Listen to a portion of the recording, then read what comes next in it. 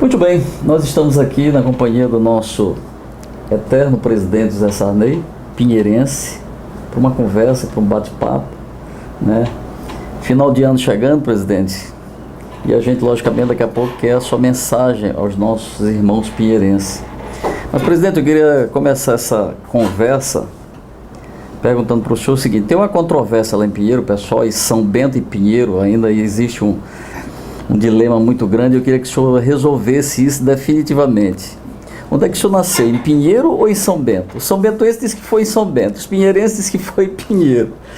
Mas você acha que durante todos esses anos, 88 anos, nós íamos simular que eu tinha nascido em outro lugar que não fosse Pinheiro, com aquela casa em que eu nasci, que está lá, com todas as pessoas que... Ainda tem umas 2 ou 3 pessoas que testemunharam, entendeu? O Zé Alvim, por exemplo, que morreu há pouco tempo, Dona Inês, que também morreu há pouco tempo, estavam lá no dia do meu nascimento. De maneira que isso faz parte da lenda, né, que vai se criando. Mas, na realidade, a minha família toda é de São Bento e Pinheiro, porque São Bento e Pinheiro, eles eram uma só área. Pinheiro foi desmembrado de São Bento. E São Bento foi a terra de entrada para a Baixada Maranhense. Foi por onde os colonizadores entraram para ocupar aqueles vastos campos. E, evidentemente, nessa vinda dessa gente toda, que eram os Costas, os Soares, os Sousas, toda essa gente, os Araújos, que eram boiadeiros, porque eles entraram com o gado na frente para ocupar os campos, vinham de Alcântara e aí ingressaram. Depois, quando eles chegaram, que foram se localizando naquelas áreas, os padres vieram depois, os jesuítas, que ocuparam grande parte, os mercedários, que foram para Viana e também fizeram um convento em Alcântara. E aquela área toda, então, foi ocupada. E as nossas famílias todas são as mesmas famílias que descendem desses troncos, quer dizer, e se cruzaram, tiveram filhos, dos filhos tiveram outros filhos e todos, que somos todos nós que somos pinheirenses. Mas esses foram os primeiros colonizadores e, ao mesmo tempo, os desbravadores.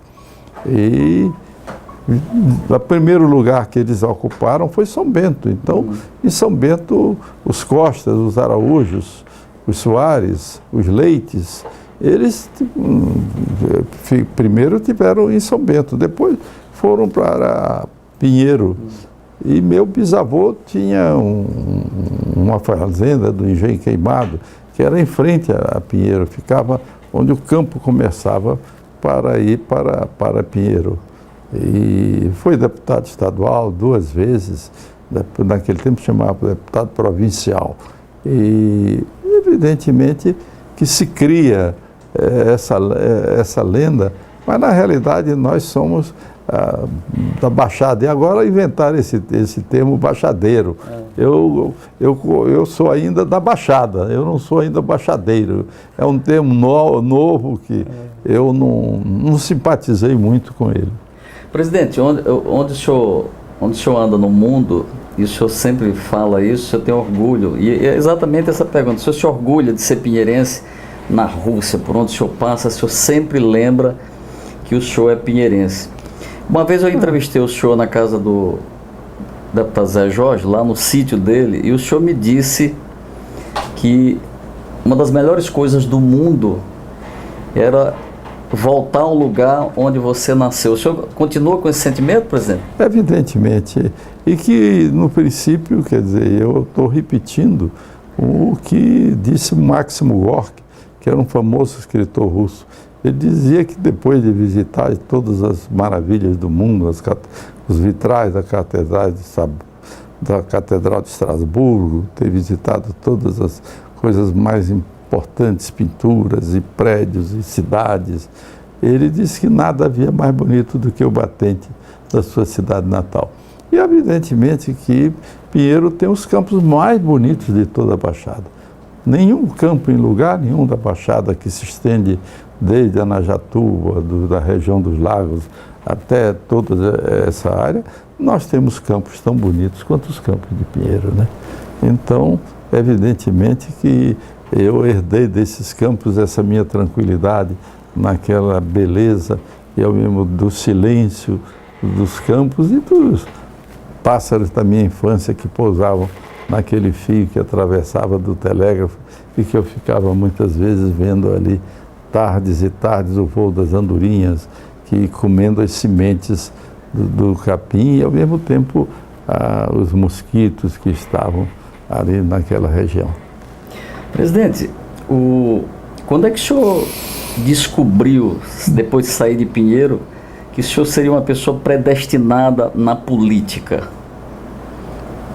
Olha, eu nunca achei que eu fosse predestinado para a política, porque, como dizia Napoleão, a política é um destino. Ninguém nasce com a vocação de ser político, como ele.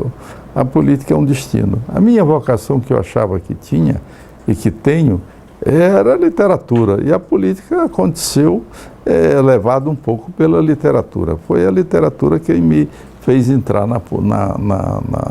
na política, porque foi como jornalista que eu entrei na política e, ao mesmo tempo, o nosso grupo de jovens, nós pensávamos que o Maranhão não podia só ficar mergulhado naquela poesia de fazer grandes sonetos, nós devíamos também ter uma visão de intelectuais sobre o Maranhão, pensar sobre o Maranhão.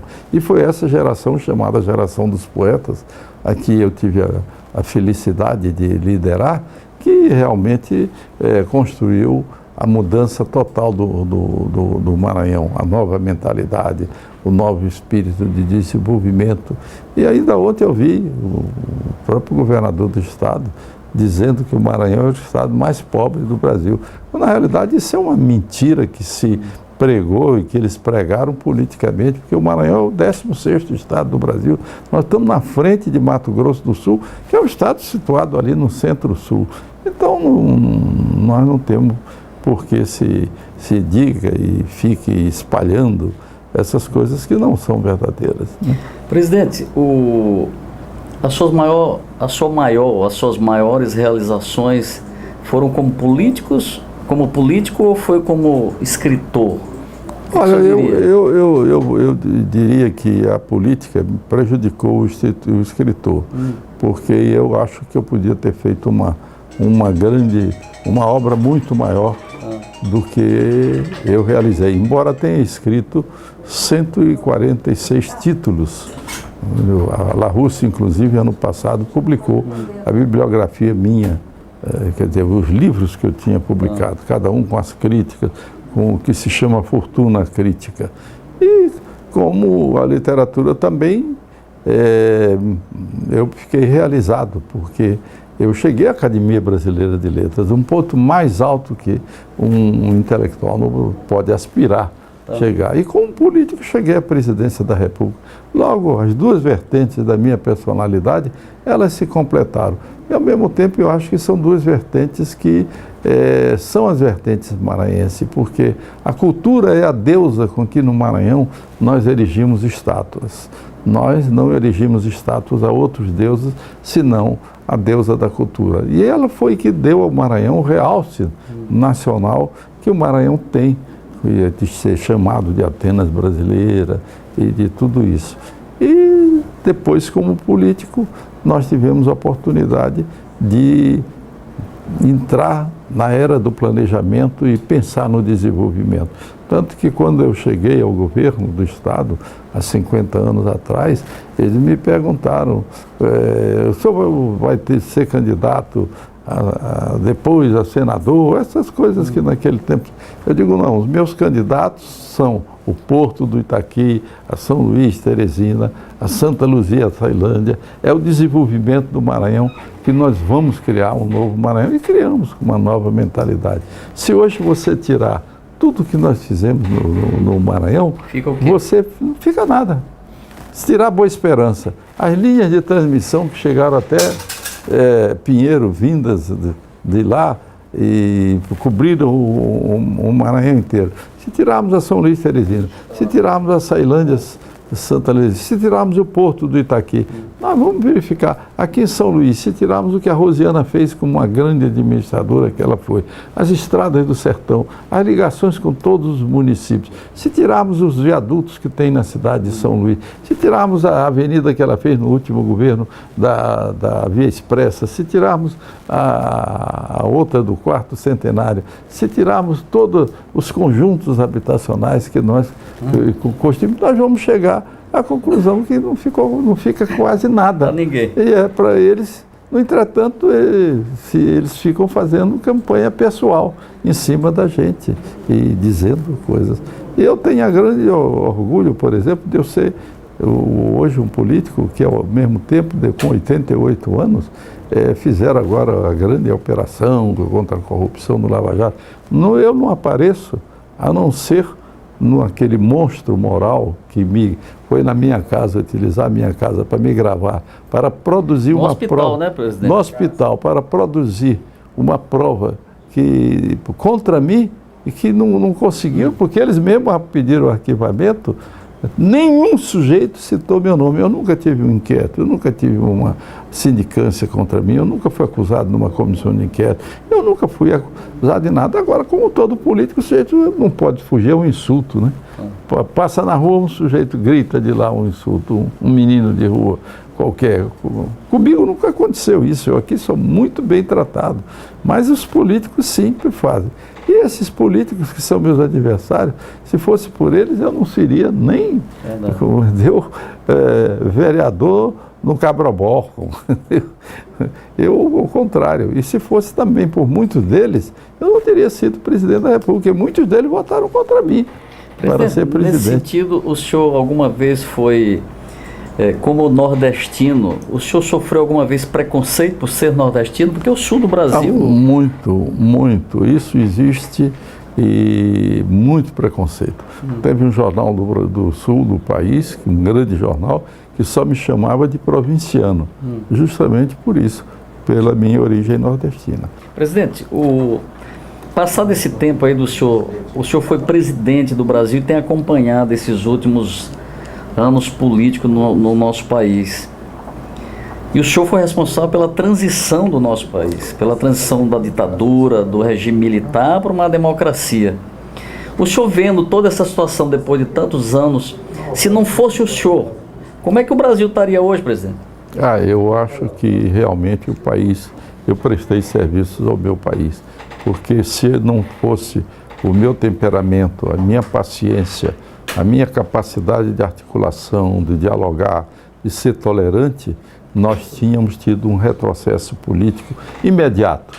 E eu consegui vencer todos esses óbices e fazermos uma Constituição, fazermos eleição todo ano, implantarmos os programas sociais, porque ninguém diz, todos esses programas sociais que tem hoje foram começados por mim. Seguro-desemprego, vale alimentação, empenhorabilidade da coisa própria,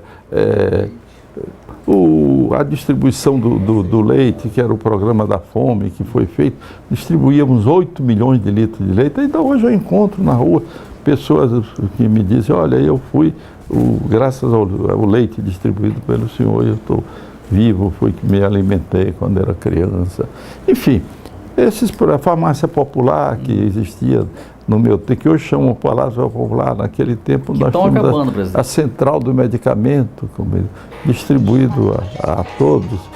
Enfim, a extensão ao trabalhador rural dos benefícios da Previdência Social foi feito por mim. Uma coisa que a universalização da saúde, quando eu era presidente, o povo não tinha onde tomar uma injeção, a não ser na área de caridade, Santa Casa de Misericórdia, porque não tinha onde cair morto. A partir daí, entendeu?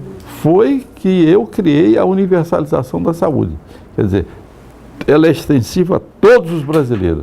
Nasce a saúde já. Pode ser deficiente, mas ele tem direito. Ele hoje diz, eu tenho direito a isso, vai à justiça, reclama dos hospitais e tudo isso, mas é um direito que ele tem, que ele não tinha Não existia. Ele vivia, coitado, morrendo aí. Os mais pobres não tinham onde, como eu disse, vou repetir, onde tomar uma injeção.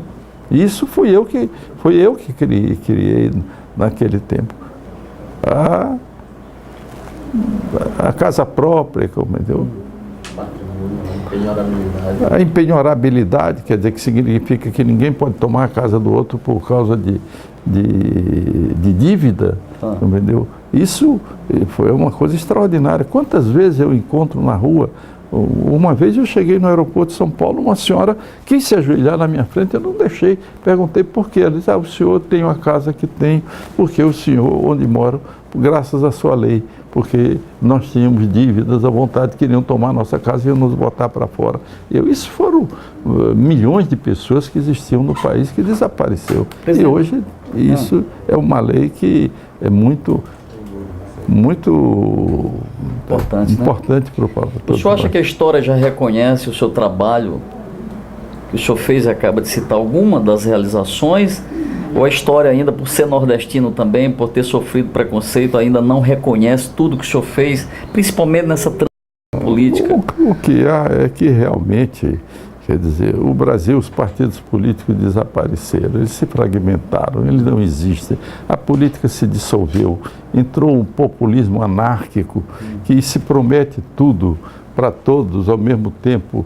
E isso determinou com que, na realidade, com a extinção dos partidos e a entrada da internet, todo mundo tem a sua reputação destruída dia e noite. Basta um sujeito chega que é seu inimigo, que não gosta, ou contrata mesmo, paga para isso, que ele chega e destrói as pessoas. Então, mas eu acho que eu não me queixo disso. Até hoje nunca recebi nenhuma manifestação de desagravo, e onde eu vou, sou respeitado. Sou respeitado não só no Brasil inteiro, como no mundo inteiro, onde eu participo de algumas órgãos, reuniões, como agora mesmo fui a Guadalajara fazer a conferência inaugural da Feira de Guadalajara, que é a maior feira do livro espanhol do mundo. Quer dizer, só tem maior feira do livro de Frankfurt, que é de lá. E onde eu fui, conheci o Garcia Marques, o Vargalhosa, todos eles lá juntos. E agora mesmo o Ferdinando de las Casas, que está ainda vivo, que está lá com o Jorge Amado, tivemos lá algumas vezes. Então, sou sempre o Otávio Paz, que foi prêmio Nobel, ao mesmo tempo, e ele tem uma página, a meu respeito, muito generosa. Então, eu acho que eu não posso me queixar da vida. Eu tenho que agradecer porque ela foi muito generosa comigo e em todos os ramos do qual eu participei. Agora, o Cristo dizia, né? Ninguém é profeta em sua terra, né? Realmente, na terra da gente, o pessoal que me conhece, mas nós nunca eu tive 14 irmãos, hoje infelizmente tenho só 11, mas todos nós somos gente simples, nunca subiu da cabeça de nenhum de nós, nem na minha, de nenhum irmão meu, nem dos filhos, nem dos parentes, qualquer coisa que pudesse. Somos gente simples, que frequenta aqui todo mundo, vai à praia, se dá com todo mundo, todos os colegas. Então, nós nunca fizemos. E eu nunca quis, eu disse aos meus filhos, olha, no Maranhão nós só podemos ter coisas de natureza política. A televisão, o rádio, nunca fomos dono de construtora, não fomos donos de fazenda, nunca fomos donos. E fiz uma coisa que ninguém dá valor. Quer dizer, ninguém nem se lembra, a juventude nem se lembra, para provar a minha integridade pessoal. Essas terras que nós estamos aqui no São Francisco, eu, quando fui fazer a ponte, o pessoal queria comprar para poder especular. Eu comprei para o Estado do Maranhão, para o IPEM, para os funcionários públicos do Estado, para que essas terras não fossem especuladas. E eu tive até pessoas que se tornaram inimigas minhas, como os amigos meus, porque eu não tinha dito que ia fazer a ponte para eles comprarem as terras do lado de cá. Então, uma pessoa que faz isso mostra a sua integridade pessoal. Presidente, o que o senhor não realizou que o senhor se arrepende hoje?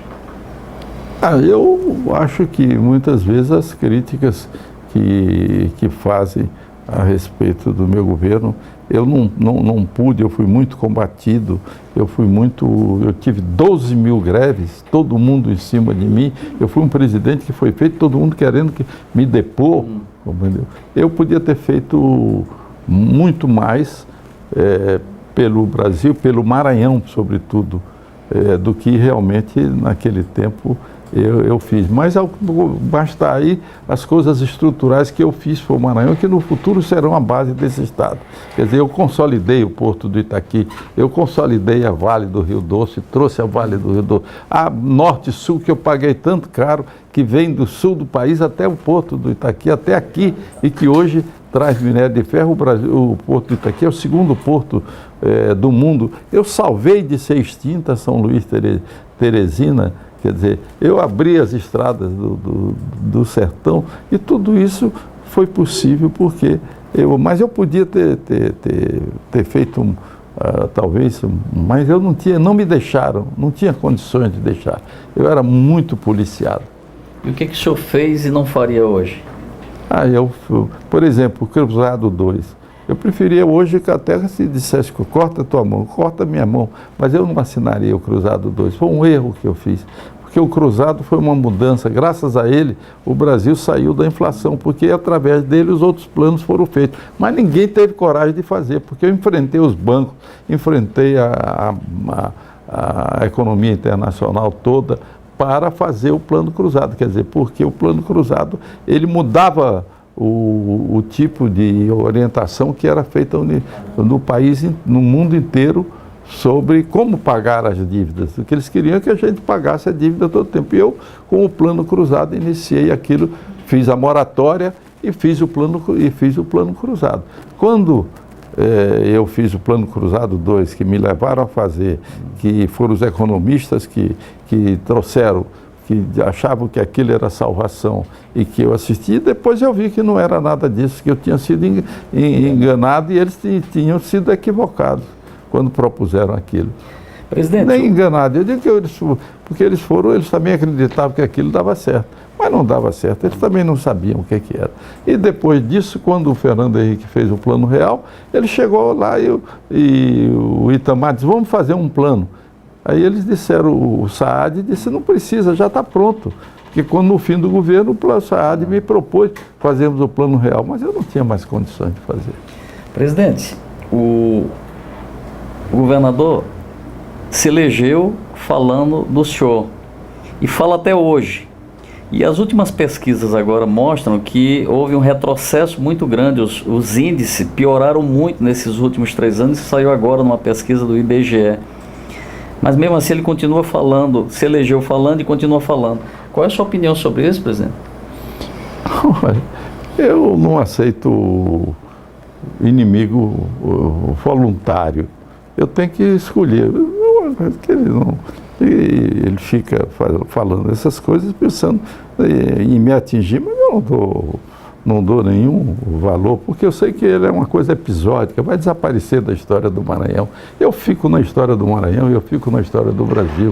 E essa gente tudo vai passar, não tem importância nenhuma. São coisas que ele diz para fazer demagogia, compreendeu? Quando eles disseram que... Mas o que aconteceu? O Maranhão regrediu. No governo da Rosiana ele crescia 10% ao ano. No último ano cresceu 7%. Tá. E regrediu nesses 3 anos, crescendo menos do crescimento. O Maranhão cresceu. Também, cadê o IDH que eles falaram, os números? Por que não... Nada disso. Quer dizer, o Maranhão regrediu. Então fica dizendo-se que durante 50 anos eu mandei no Maranhão. Mandei, mas nunca persegui ninguém. Não tem um sujeito que diga, eu fui perseguido pelo Sarney no Maranhão. Nunca, ninguém. Porque não é do meu temperamento. Eu sou um homem que, por natureza, eu sou cristão. Eu acho que uma coisa que eu sempre digo, que Deus me pediu foi perdoar os seus inimigos. Eu perdoei os meus inimigos, como perdoo sempre. Quantos inimigos já tive aí que eu já perdoei todos? Não tenho raiva de ninguém, não tenho ódio de ninguém.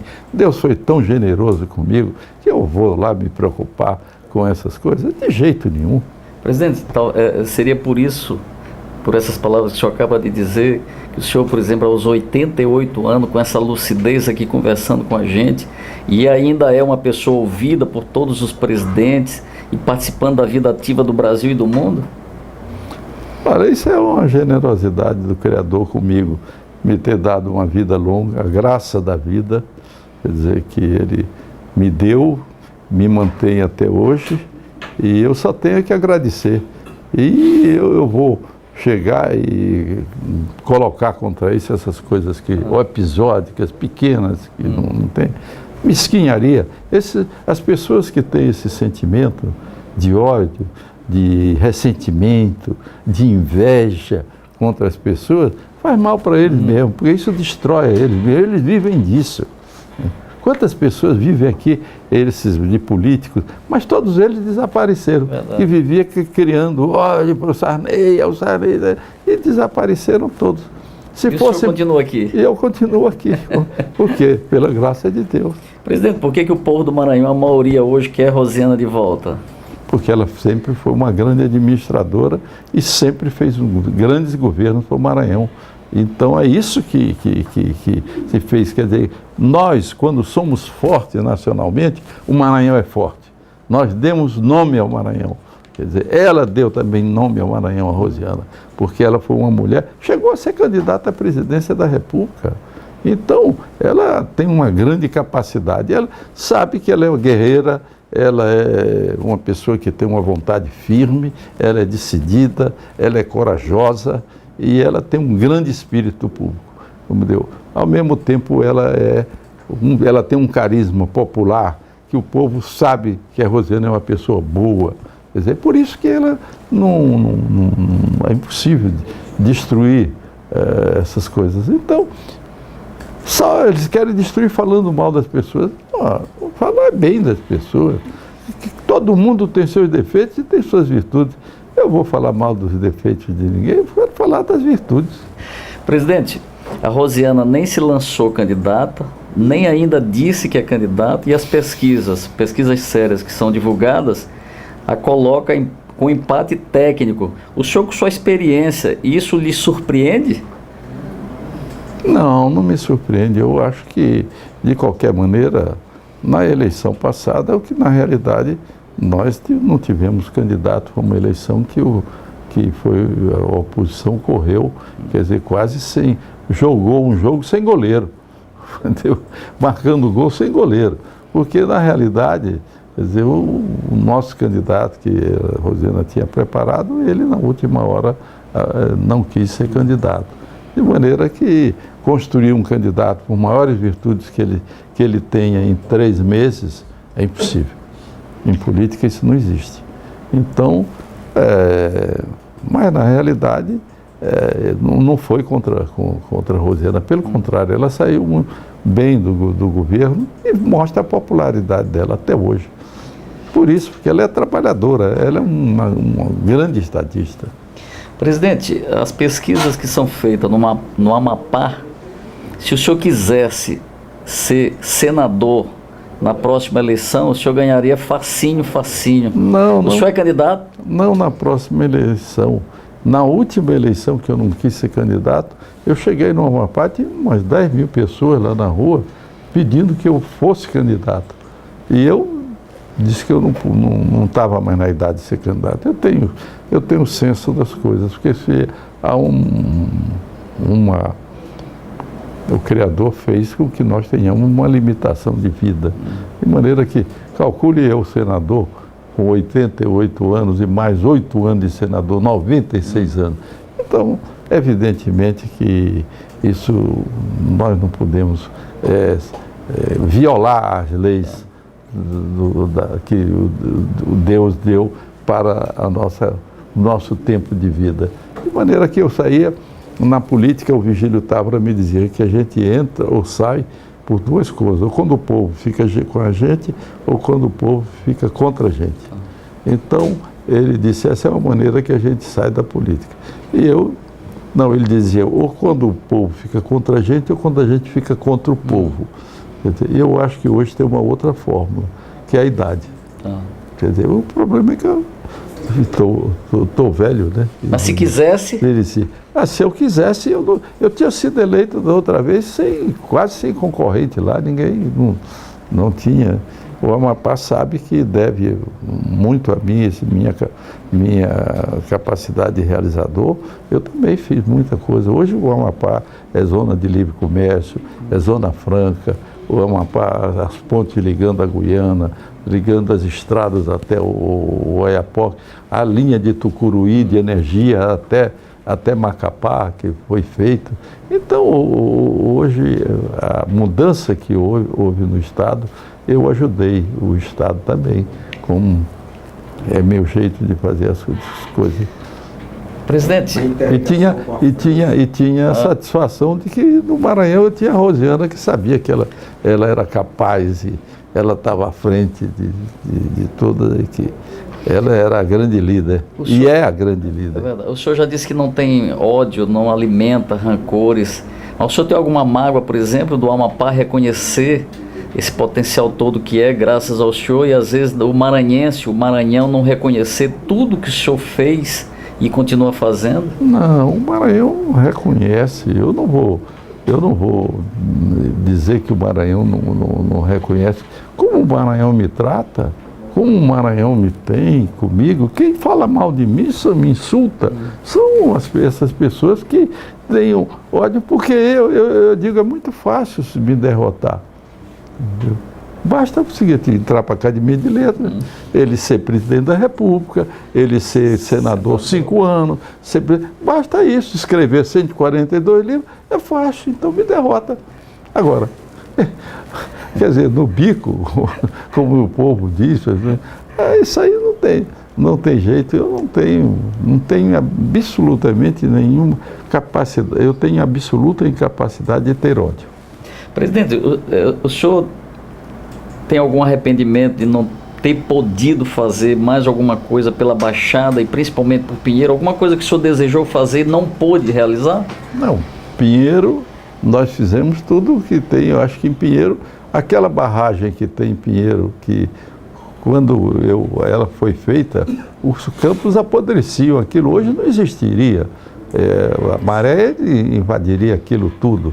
E que foi feita com... Agora, depois levei para Pinheiro o grande centro também de irrigação que foi feito. Levei os húngaros para lá para pesquisar os peixes e a água dos campos, a salinidade que tinha. E tudo isso nós fizemos. Primeiro, eu comecei a ser político em Pinheiro, não tinha um banco, levei os bancos, fiz as escolas, fiz os hospitais que tem lá, o SEDEX, o SEDEX... O IFMA hoje. Hoje é o... Como é que chama? O IFMA. O IFMA. E hoje nós temos Pinheiro como a princesa da Baixada, como centro irradiador de todo mundo.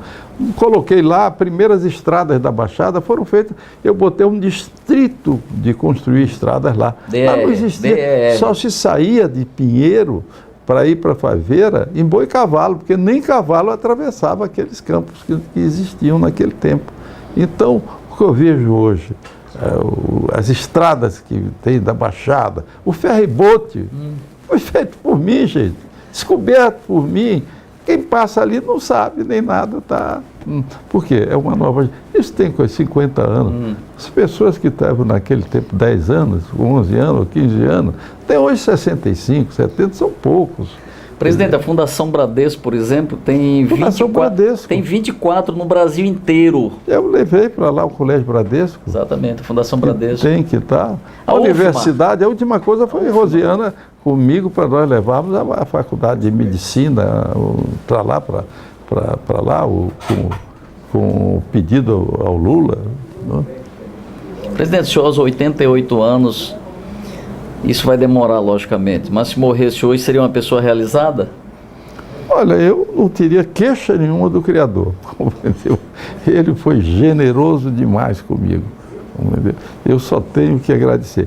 Todo dia, de manhã, todo dia à noite, a primeira palavra que eu faço é agradecer a Deus a graça da vida. Ele me escolheu para viver. E tudo que ele fez por mim. É a primeira coisa que eu faço.